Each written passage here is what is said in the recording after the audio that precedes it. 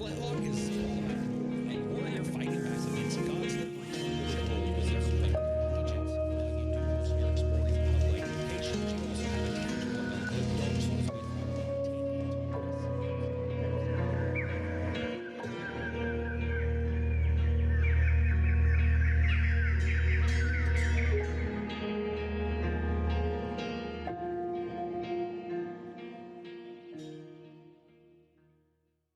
It has been a year since I played and reviewed Flintlock Siege of Dawn. Since all this time has passed, I have watched reviewers such as Second Wind and AGC give their take on it.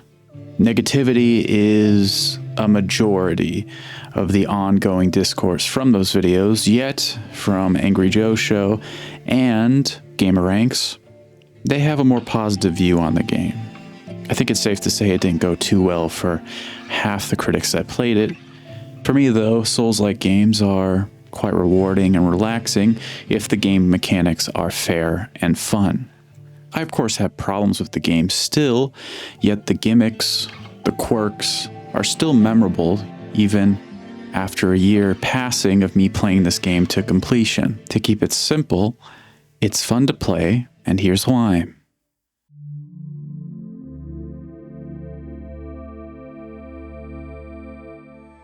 Game mechanics are ways to basically break an enemy stagger meter and not get hit. You got parrying, you got dodging, you have shooting your enemies. You even have a way of a melee that is not just on your person, but using your companion Enki to deal additional damage to enemies and to increase that stagger meter faster and faster. The thing that all comes together though of trying things out, trying not to get hit, trying to get the perfect run when you're trying to do something simple like kill a boss or kill a bunch of enemies, is the fact that the game has a DMC-esque meter in it. Devil May Cry, right?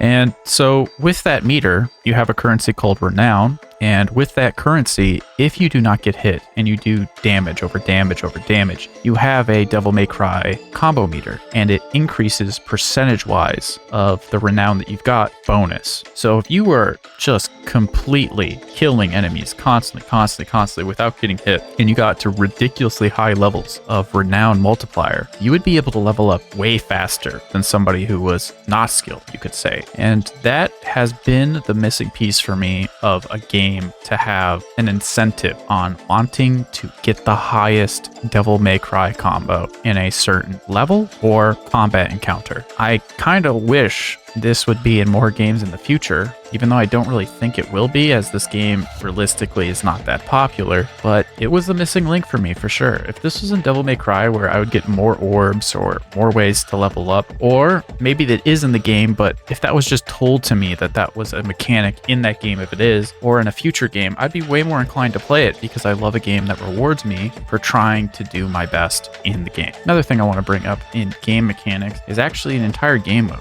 A lot of reviewers are kind of negative on this, but I think it's pretty good. And the game is Sebo. It's a checkers-esque game where you try to make a triangle. And compared to The Witcher 3, specifically Gwent, you don't make money, you make renown, the XP and money in the game. And with this, a lot of people didn't really like this game mode, like I said, but I really enjoyed it. For the most part, though, there were some very annoying opponents, you could say, in the game of Sebo, and realistically, I felt that one time I just won because the AI just made a glitch and messed up really bad. But otherwise, when you defeat those opponents, you get really good Sebo pieces that give you new abilities to do certain things and make the game more and more interesting as you get more and more abilities to use in the game of Sebo. So with this, a lot of people said it was kind of drivel or it was, secondary, but I like games like this that have actual depth. Even if they are simple, the progression of depth is always appreciated, and it's something that I think I will remember for a long time because the game was actually decent. There is also the aspect of weapons in this game. As you saw, I was using an axe, a gun, and of course you find them through optional bosses such as this one that you're seeing, and I think also you could buy some at some of the stores that are basically the checkpoints in the game. But there was an issue with the weapons. I had a good time as I decided to go with a burn build and it worked out really well, but when you get to the mid and end game, the resources to upgrade a weapon are limited.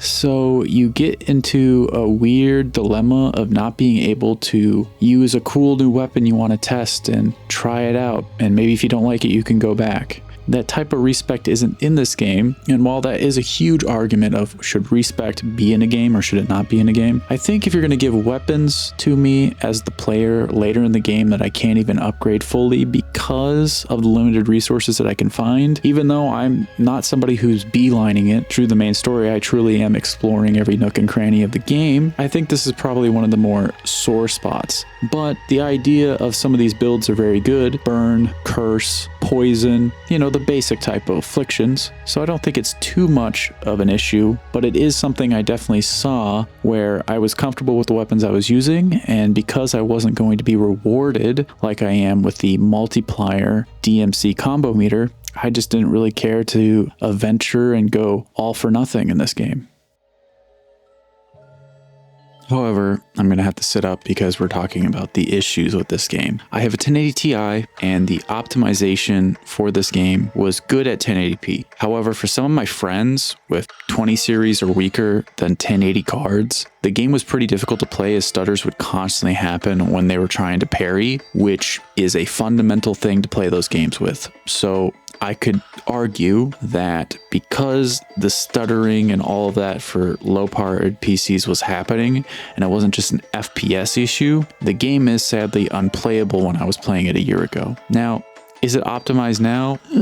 Because I played Flintlock way after its release date, I highly doubt it. But if it is playable for a card that is lower than a 1080 Ti and at 1080p, please put a message in the comments. I would be happy to know if that has been finally fixed. Optimization also wasn't just the issue. I had some game-breaking bugs that had me to reset to a checkpoint, and while those were very, very few in between, knowing that and the experience being unplayable with friends on their PC, I have to give this score a lot lower than I would give it. Because the thing is, you might have good gameplay, you might have an okay story, the pacing might be great too, but if people can't even play the game at a rate of 1080p, I don't understand the argument of it just being a non-optimization issue and more of a skill issue on the user's PC. I can get that PCs are getting super old, that there is an argument of, okay, you can't run your Pentium for this new game, but the fact